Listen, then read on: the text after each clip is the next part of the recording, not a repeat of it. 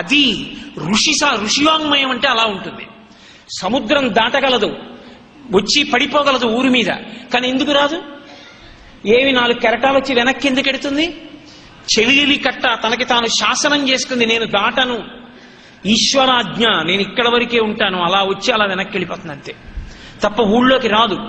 నీకు శక్తి ఉన్నది, నువ్వు తలుచుకుంటే ఎంతమంది కాంతలతోనైనా ఉండగలవు, కానీ ఉండను, నా జీవితంలో ఒక్క పత్నితోటే నా కామము అంతే తప్ప వేరొక స్త్రీ యందు నాకు కామము లేదు. ధర్మంతో నీ కామం ముడిపడిపోయింది, ఏకపత్ని వ్రతుడు అయిపోయావు, చెలియలి కట్ట దాటవంతే.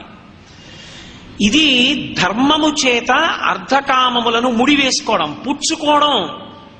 డబ్బు పుచ్చుకునేటప్పుడు ధార్మికము కాకపోతే తీసుకోడు, 1 కోటి రూపాయలైనా. ధర్మము కొరకు కాకపోతే, ధార్మికము కాకపోతే 5 పైసలు కూడా ఖర్చు పెట్టడం. 1 కోటి రూపాయలు ఖర్చు పెడతాడు, అది ధార్మికమైతే. అధార్మికము ఖర్చు పెట్టడం, అధార్మికము సంపాదించడం అంతే. అర్థము ధర్మంతో, కామము ధర్మంతో ముడిపడిందనుకోండి, అది ఈశ్వరుడు ఎంతో సంతోషిస్తాడు. అందుకే ఆయన ఇచ్చింది. పిల్లల విషయంలో తల్లిదండ్రులు ఎలా ఉంటారో లోకం విషయంలో పరమేశ్వరుడు అలాగే ఉంటాడు అని మీరు గమనించవలసి ఉంటుంది. వేదం ఏం చెప్పిందో అలా జీవించిన వాడిని చూసి పరమేశ్వరుడు పొంగిపోతాడు. అలా జీవించడానికి ఇష్టపడకుండా ఇంకొకలా జీవించడానికి ఇష్టపడిన వాడు ఎవరుంటాడో ఈ శరీరం విడిచిపెట్టాలిగా. విడిచిపెట్టేసిన తరువాత అప్పుడు పాపపుణ్యములు లెక్కలోకి తీసి హీనోపాధులలోకి వెళ్ళిపోతే కోట్ల జన్మలు పడుతుంది మళ్ళీ మనుష్య ఉపాధిలోకి రావడానికి. అందుకే పునర్జన్మ సిద్ధాంతాన్ని, సనాతన ధర్మానికి ప్రాణమని అంగీకరిస్తున్నాను అని చెప్పడానికే బొట్టు పెట్టుకుంటాడు. బొట్టు పెట్టుకున్నాడు అంటే గుర్తేమిటంటే, నేను సనాతన ధర్మమును అంగీకరించాను, పునర్జన్మ సిద్ధాంతాన్ని అంగీకరించాను అని గుర్తు. కాబట్టి ఇప్పుడు కలియుగమునందున్న లక్షణమేమి? కమలాక్షునర్చించజాలక భగవంతుడు అక్కర్లేదు. దేనికి కావాలి భగవంతుడు? ఇంకా ఇంకా ఇంకా ఇంకా భోగస్థానముల కొరకు కావాలి. దేనికి కావాలి భగవంతుడు? ఇంకా ఇంకా ఇంకా ఇంకా ఐశ్వర్యం కోసం కావాలి. అది ధార్మికంగా సంపాదించడానికి అడుగుతున్నావా, ధార్మికంగా ఖర్చు పెట్టడానికి అడుగుతున్నావా? అది ఆయన దగ్గర అలా అడగకూడదన్న సిగ్గు లజ్జ కూడా లేకుండా అడుగుతాడు. ఏదైనా ఈశ్వరుణ్ణి అడిగేస్తాడు వెళ్ళి. ఇలా కనీసం ఆయన అడగడం, అయా దొంగతనం చేయడానికి ఏ బ్యాంకుకి వెడితే రాత్రిపూట సెక్యూరిటీ తక్కువగా ఉంటుందని పోలీస్ కానిస్టేబుల్ని అడగడం ఎంత అన్యాయమో, పరమేశ్వరుడి దగ్గరికి వెళ్ళి అధార్మికమైన కోరిక కోరడం అంత అన్యాయం. ఇది కమలాక్షున. ఏమి నేను చెప్తే మీకు కఠినంగా అనిపించచ్చు, ఈశ్వరుడి ముందుకి వెళ్ళి నిలబడి చెప్పేటటువంటి కోర్కెలలో ఇవన్నీ లేవా ఇవాళ? లేకపోతే నేను ఎన్నో దేవాలయాలలో చూస్తుంటాను, సంకల్పం నువ్వు కాదు చెప్పవలసింది, ఋషులు చెప్పారు ఏం చెప్పాలో సంకల్పం. ఇంటి యజమాని పేరు చెప్పి కుటుంబం పుత్ర పౌత్రశ్చ చెప్తే చాలు, కుటుంబంలో అందరూ వస్తారు. వీడి కొడుకు పేర్లు, కోడళ్ల పేర్లు, కూతుళ్ల పేర్లు, అల్లుళ్ల పేర్లు, మనవల పేర్లు. ఆ అర్చకుడికి దేవాలయంలో ఇతరుల పని చూడొద్దు. కుక్క పిల్ల పేరు, షాపు పేరు, ఆ తర్వాత అమెరికాలో ఉన్న ఇంకోటి పేరు, ఇన్ని పేర్లు వీడొకడే చదువుతాడు ఇచ్చే 11 రూపాయలకి. ఇక అర్థం ఏముంది? ఆ అడిగే కోరిక ఒక్కటి ధార్మికమై ఉంటుందని మీరు అనుకుంటున్నారా? ఒక్క కోరిక ధార్మికమై ఉండదు. బహుశా అందుకే కలియుగంలో పరాత్పరుడు ఎవరికి కనిపించట్లేదు. కనపడితే అయ్యి బాబోయ్ ఎక్కడో కూర్చుంటేనే ఇలా వచ్చి తినేస్తున్నారే, ఇక నేనే కనపడితే అని అడిగిపోతున్నాడు ఆయన. అన్నీ అధార్మికమే. అసలు ధర్మం అన్న మాట అక్కరలేదు. అయ్యా మీరు ఇలా చెప్పారు అనుభవించమని మేము ఇలా అనుభవిస్తాం. పాయస పాత్రకి బెల్లంతో చేసిన పాయసానికి పంచదారతో చేసిన పాయసానికి ఏ పాటి రుచిలో తేడా లేదా? అదే పాయసం పంచదారతో చేసిన పాయసమే స్టీల్ గిన్నెలో పోసిచ్చిన అదే రుచి, బంగారు గిన్నెలో పోసిచ్చిన అదే రుచి. చాలు, నాకు ఏ పాత్రతో దొరికిందో ఆ పాత్రతో నాకు అదృష్టం అని తృప్తి నీకెందుకు లేదు? ఎందుకు వెంపర్లాగా? ఎక్కడ ధర్మం వదిలిపెట్టేశారో అక్కడ భోగము వైపుకి తిరుగుతుంది దృష్టి. దృష్టి భోగం వైపుకి ఎంత తిరిగిపోతోందో అక్కడక్కడ ధర్మము నశించిపోతుంది. మీరు బాగా గుర్తుపెట్టుకోండి, ఈ దేశ ఔన్నత్యము భోగముల వలన కాదు, భారతదేశం పేరు చెప్తే విదేశాల్లో దేనికి నమస్కరిస్తారు అంటే ఇక్కడ ధార్మిక నిష్ఠకి నమస్కరిస్తారు. శరీరాన్ని కూడా లెక్క పెట్టకుండా తపస్సు చేసి తొడల కింద తేళ్లు జెర్రిలు కొరికేస్తే రక్తం అట్టలు కట్టిన ఆత్మయందు నిలబడిన భగవాన్ రమణుల పేరు చెప్పినందుకు భారతదేశానికి నమస్కరిస్తారు. ఒక రామకృష్ణ పరమహంస కంఠంలో రాచపుండు పుడితే కాళికాదేవిని అన్నపు మెతుకు నేను కాదు అందరూ తిన్నది నేను తిన్నది అని ఏ మహానుభావుడు అన్నాడో ఆ రామకృష్ణ పరమహంస వల్ల ఈ దేశానికి నమస్కరిస్తున్నారు. ఒక చంద్రశేఖరేంద్ర సరస్వతి మహాస్వామి 96 సంవత్సరముల వయోవృద్ధుడై కూడా సన్యాస ధర్మాన్ని అతిక్రమించకూడదని కనీసం రిక్షా కూడా ఎక్కకుండా నడిచి వెళ్ళిపోతున్న రిక్షాన్ని ఎడం చేత్తో పట్టుకుని కుడి చేత్తో సత్యదండాన్ని పట్టుకుని పాదుకలు వేసుకుని మెద్రాస్ పట్టణం పొలిమేరల్లో నడిచి వెడుతుంటే వస్తున్న బస్సుల్లో జనం బస్సుల్లోనే చెప్పులిప్పి కిందకి దిగి రోడ్లకి 2 పక్కల నేల మీద పడి నమస్కరించారు. పరమాచార్య వల్ల ఈ దేశానికి గౌరవం వచ్చింది తప్ప భోగస్థానాల కోసం వెతుక్కుని కోట్లు లక్షలు సంపాదించి ఇవాళ కడితే రేపు పడిపోయేటటువంటి ఆనకట్టలు కట్టిన దౌర్భాగ్యుల వలన ఈ దేశానికి పేరు రాలేదు. ఇంకొకరి వలన కాదు, ఆత్మ కోసం తాపత్రయపడిన మహాపురుషుల వలన ఈ దేశానికి పేరు వచ్చింది. అందుకే భారతదేశం పేరు చెప్తే అంత గొప్ప. పోప్ అంతటి వాడు విమానం కిందకి దిగుతూనే ఆఖరి మెట్టి మీద నిలబడి భారతదేశపు మట్టిని తీసి తల మీద చల్లుకుని భగవద్గీత పుట్టిన భూమి, ధర్మక్షేత్రమైన కురుక్షేత్రము వెలిసినటువంటి భూమి, అటువంటి పరమపావనమైన భారత భూమి మీద తిన్నగా కాలు పెట్టకుండా మట్టి చల్లుకు దిగుతున్నాను అనగలిగాడంటే ఈ దేశం యొక్క వైభవం ఇక్కడ ఉన్న సనాతన ధర్మపు జీవనాడిలో ఉంది. అటువంటి చోట ధర్మాన్ని విడిచిపెట్టి మిగిలినవన్నీ పట్టుకోవడం, దానికోసం ఈశ్వరుడి దగ్గరికి వెళ్ళి ఆయన్ని కోరికలు కోరడం ఎంత అసహ్యంగా ఉంటుందో కలియుగ ప్రారంభంలో నారదుడు చూపించాడు. కమలాక్షు నర్చించ కానక కామించి కమలాక్షులతోడ పొద్దు గడుపువారు రాజీవలోచను సేవింపనొల్లక రాజదైవంబని భ్రమయువారు. ఒక్కడికి పరమేశ్వరుడు అక్కర్లేదు. ఎంతమంది ఎక్కుతున్నారు, ఎంతమంది దిగుతున్నారు సింహాసనాల మీదకి, ఎంతమంది ఎక్కినా ఎంతమంది దిగినా ఎక్కించినవాడు దింపినవాడు వేరొకడున్నాడు. నేను ఎక్కడో రోజు పేపర్లో చదివి మురిసిపోయాను.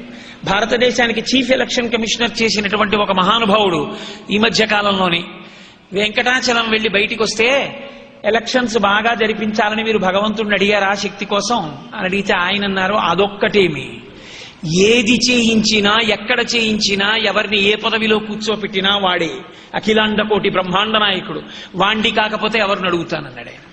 ఒక మహానుభావుడు శ్రీహరికోటలో రాకెట్ లాంచ్ చేస్తూ వెళ్లి పరమేశ్వరుణ్ణి ప్రార్థన చేశాడు. ఏమి దోషం? కాబట్టి భగవంతుని ప్రార్థించాలి. మనం భగవంతుణ్ణి సేవించి ఏ స్థానము మనకి పరమేశ్వరుడిచ్చాడో ఆ స్థానానికి పవిత్రత కల్పించాలన్న తాపత్రయం పోయి అరే నన్ను ఇవాళ రాజు అన్న గౌరవాన్ని ఇచ్చినవాడు వాడురా అని వాడి దర్శనానికి వెళ్ళేవాడు లేడు. వాడికి ఆ పదవి ఎవరో ఇచ్చారన్న తాపత్రయంతో వాళ్ళ కాళ్ళ మీద పడడానికి పరిగెత్తే వాళ్ళే ఎక్కువైపోయారు ఈశ్వరా. కాబట్టి రాజీవలోచను సేవింపనొల్లక రాజశైవం బని భ్రమయువారు. ఎప్పుడు అధికారుల చుట్టూ, ఇంకోళ్ల చుట్టూ, రాజుల చుట్టూ అంటే ఇప్పుడు రాజులు లేకపోవచ్చు, కానీ అధికారమును కల్పింపగలిగినటువంటి వాళ్ళ దగ్గరికి వెళ్ళి ఎన్నెన్ని స్తోత్రాలు, ఎంతంత కీర్తనలు, ఎంతంత కవిత్వమో, ఎన్నెన్ని పొగడగలరో. విష్ణు సహస్రనామం వచ్చా అని అడగండి. నేను ఒకసారి ఒక ఆప్థమాలజిస్ట్ దగ్గరికి వెళ్ళాను, కళ్ళజోడు వేయించుకుందామని. పవర్ మారితే నాతో పాటు ఇంకొక ఆయన వచ్చారు బొట్టు పెట్టుకుని, బ్రాహ్మణుడు. వస్తే ఆ డాక్టర్ గారు పాపం ఆయన్ని చూసి ఎంతో సంతోషించి, అయ్యా మీకు ఎన్ని ఏళ్ళు అని అడిగారు. అంటే 65 ఏళ్ళు అన్నారు ఆయన. ఆయన వెంటనే విష్ణు సహస్రనామ స్తోత్రం పుస్తకం ఇచ్చి ఆ కళ్ళజోడు అద్దాలు అందులో పెట్టి చూడండి మీకు బాగా కనపడుతోందా అన్నారు. ఏ అద్దం పెట్టినా ఆయన విశ్వం మండవు. డాక్టర్ గారు అన్నాడు, ఎన్ని అద్దాలు పెట్టినా విశ్వం మంటలేదు, మీరు మొదటి మాట ఏమి కనపట్టలేదా అన్నాడు. ఆయన అన్నాడు, ఏం అనుకోకండి, నేను ఇప్పుడు ఈ పుస్తకం చదవలేదన్నాడు ఆయన. అంటే డాక్టర్ గారు తెల్లబోయి అన్నాడు, మీకు 65 ఏళ్ళు అంటున్నారు, బ్రాహ్మణులు అంటున్నారు, మీరు విష్ణు సహస్రమే చదవలేదా? నేను ఎప్పుడూ చదవలేదండి అన్నాడు. డాక్టర్ గారి కళ్ళల్లో ఒక ఆశ్చర్యపు తునక కనపడింది నాకు. కాబట్టి ఆయన ఎంతమంది గురించి చెప్తున్నాడో, ఇతరుల గురించి. ఆయన అండి చాలా ప్రాపర్టీ ఉందండి, ఫలానా చోట ఫ్యాక్టరీ ఉందండి, చాలా గొప్పవాడండి. ఇన్ని చెప్పేస్తున్నాడు. రాజీవలోచను సేవింపనొల్లక రాజదైవం బని భ్రమయువారు. రాజీవలోచనుడు అక్కర్లేదు, పరమేశ్వరుడు అక్కర్లేదు, ఆయన మీద ఒక్క పద్యం అక్కర్లేదు. ఒకవేళ ఏ పిల్లలకన్నా పద్యం చెప్పడం బాగా వచ్చిందనుకోండి, తల్లిదండ్రులకు అవమానం. నీ పాద కమల సేవయు అని చెప్పేయడమే. అలా చెప్పకూడదు. ఇంగ్లీష్ బాగా వచ్చి అస్సలు తెలుగు రాని వాళ్ళల్లో ఉండాలి. ఒక్క తెలుగు పద్యం పిల్లలు చెప్తే ప్రాణాంతకం అయిపోతుంది అంతే తల్లిదండ్రులకి. మనం అలా అనుకుంటున్నాం. కానీ మీతో నేను ఒక యథార్థం మనవి చేస్తాను. నా దగ్గరికి నేను గొప్పకి చెప్తున్నానని మీరు అనుకోకండి. ప్రపంచంలో ఇన్ని దేశాల నుండో వస్తారు నా దగ్గరికి. నేను అబద్ధం చెప్తున్నానంటే రామాచారి గారిని అడగండి. ఎన్ని దేశాల నుంచి వస్తారో. ప్రతిరోజు కనీసం 3-4 దేశాల నుంచి వస్తారు నా దగ్గరికి. నా దగ్గరికి వచ్చినటువంటి వాళ్ళు నేను తెల్లబోతూ ఉంటాను. నేను అనేక పర్యాయాలు అయ్యప్ప స్వామి దేవస్థానంలో పక్కన కూర్చోబెట్టుకుని వాళ్ళతో కీర్తనలు చేయించి రుద్రాధ్యాయం చదివించి చేయించాను కూడా. చూడండి వాళ్ళ వైదిక నిష్టని. వాళ్ళు సౌందర్యలహరి చదువుతారు, ఎంత గొప్పగా చదువుతారు. నేను తెల్లబోయే ఆనందాశ్రువులు నాకు వస్తూ ఉంటాయి. మీరు సౌందర్యలహరి ఫలానా శ్లోకానికి ఇలా చెప్పారని వాళ్ళు చెప్పి మురిసిపోతుంటే నాకు ఎంత పొంగుగా ఉంటుందో. చిన్న చిన్న పిల్లలు, నేను మొన్న హైదరాబాద్లో ప్రసంగం చేస్తుంటే అమెరికా నుంచి వచ్చిన పిల్లలు నన్ను అడిగారు, అయ్యా మేమందరం అమెరికా నుంచి వచ్చాం, ఒక్కసారి మీ దగ్గర మా పిల్లలందరూ పాటలు పాడతారు. నేను నిజానికి చాలా బడలిపోయి ఉన్నాను. అయినా వాళ్ళ ఉత్సుకత చూసి తప్పకుండా పాడండి అన్న. మీరు నమ్ముతారా? నాతో ఉన్న వాళ్ళు ఎవరైనా సభలో ఉంటే వాళ్ళకి తెలుసు. నేను ఉదయం 9 గంటలకు కూర్చుంటే వాళ్ళు మధ్యాహ్నం 2 గంటల వరకు ఆ పిల్లలు చదివినటువంటి శ్లోకాలు, పాటలు, కొంతమంది పిల్లలు నేను ఎలా చదువుతానో అలా ప్రార్థనా శ్లోకాలు కూడా చదువుతుంటే నేను మురిసిపోయాను నిజంగా. అక్కడున్న వాళ్ళు అంత జిజ్ఞాసతో ఉన్నారు. ఇక్కడున్నవాడికి తెలుగులో పద్యం చెప్పినా, తెలుగులో సరిగ్గా మాట్లాడినా అదేదో పెద్ద అపరాధం అన్న భావన వీడికి. తెలుగు ఇంగ్లీషు భార్య తల్లి లాంటివి. తెలుగు తల్లి లాంటిది, ఇంగ్లీషు భార్య లాంటిది. నువ్వు పెళ్ళైతే భార్య వస్తే తల్లిని వదిలేయక్కర్లేదు. తల్లి ఉంటే పెళ్లి చేసుకోకుండా ఉండిపోక్కర్లేదు. చక్కగా తల్లిని ఏ గౌరవం ఇవ్వాలో ఆ గౌరవం తల్లికి ఇవ్వచ్చు.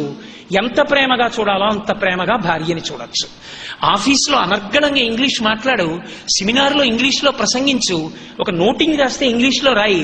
చక్కగా బయటికి వస్తే భోజనాల దగ్గర నీ పిల్లలతో కూర్చుంటే పోతన గారి పద్యాల్లో 2 పద్యాలు చదువు, ధూర్జటి కాళహస్తీశ్వర శతకంలోంచి 4 పద్యాలు చదువు. నీ కొడుకుని చేయి పట్టుకుని తీసుకెళ్లి గ్రంథశాలకి తీసుకెళ్లినప్పుడు, రే కాళహస్తీశ్వర శతకంలో ఈ పద్యం చదవరా, పాలున్ బువ్వయు పెట్టెదన్ కుడువరా పాపన్న రాయన్న లెమ్మన్న చూడరా పద్యం అని నువ్వు చదువు, నీ కొడుకుతో చదివించు. నీ తల్లి నీ భార్య ఒక్క ఇంట్లో ఉంటూ ఎంత సంతోషంగా ఉంటున్నారో నీలో ఇంగ్లీషు తెలుగు అలా ఇవ్వడగలవు. భార్య ఉంటే తల్లి ఉండక్కర్లేదనకు, తల్లి ఉంటే భార్య ఉండక్కర్లేదనకు, ఇంగ్లీషు తెలుగు కలిపి ఉండలేవని అనకు. అది పెద్ద దోషం. ఎక్కడొచ్చిందంటే తెలుగు మాట్లాడడం పొరపాటు అనుకోవడంలో పెద్ద పొరపాటు వస్తుంది. కాబట్టి రాజీవలోచను సేవింపనొల్లక రాజదైవం బని భ్రమయువారు, శ్రీనాథు నేనాడు సేవింపనొల్లక శ్రీమంతులగుట కాంక్షించువారు. వాడికి ఒక్కనాడు శ్రీనాథుణ్ణి సేవిద్దామన్న ఉద్దేశ్యం లేదు. మీరు చూడండి, ఎవరి నోట చూడండి లక్ష్మీ పూజ చేస్తున్నామండి అంటారు. ఏం చేస్తున్నారండి అనుకోండి, సామూహిక లక్ష్మీ పూజలండి అంటారు. లక్ష్మీ పూజకి నాకు కుదరదులేండి అని ఎవరందరూ. లక్ష్మీనారాయణార్చన చేస్తున్నామండి అని నాకు ఎవడూ కనపడ్డాడు. ఆయన ప్రారంధం ఏమిటో తెలియదు. ఆయన ఎందుకు, ఆవిడ చాలు మనకి. కానీ యథార్థానికి నాకు రాముడు అక్కర్లేదు, సీతమ్మే కావాలన్న రావణాసురుడికి ఉన్న 10 తలకాయలు కూడా తెగిపోయాయి. నాకు సీతమ్మ వద్దు, రాముడే కావాలన్న శూర్పణఖకి ముక్కు చెవులు తెగిపోయి, సీతారాములు కలిసి నాకు కావాలన్న హనుమ భవిష్యత్ బ్రహ్మ అయ్యారు. ఇది తెలుసుకుంటే ఒక్క లక్ష్మీ పూజ కోసం వెంపర్లాడకు, లక్ష్మీనారాయణార్చన చేయడానికి ప్రయత్నించు. ఒక్క తులసిదళం వేయలేవు గోవిందా అని. ఆవిడేమో మా ఆయన పేరు చెప్తేనే నేను వస్తానయ్యా, లేకపోతే నేను రాను, నా పేరు నిత్యానపాయనీం, ఆయన్ని వదిలి నేను ఉండలేను అంటే నువ్వు ఆవిడికి పూజ చేసి వదిలేస్తావా? ఎంత అమర్యాద అది. కాబట్టి శ్రీనాథుని నాడు సేవింపనొల్లక శ్రీమంతులగుట కాంక్షించువారు, నారాయణుని చేరు దారి నూహింపక దారుణాఘంబుల తగలువారు. అరే ఈ మనుష్య జన్మ మళ్ళీ రమ్మంటే వచ్చేది కాదురా.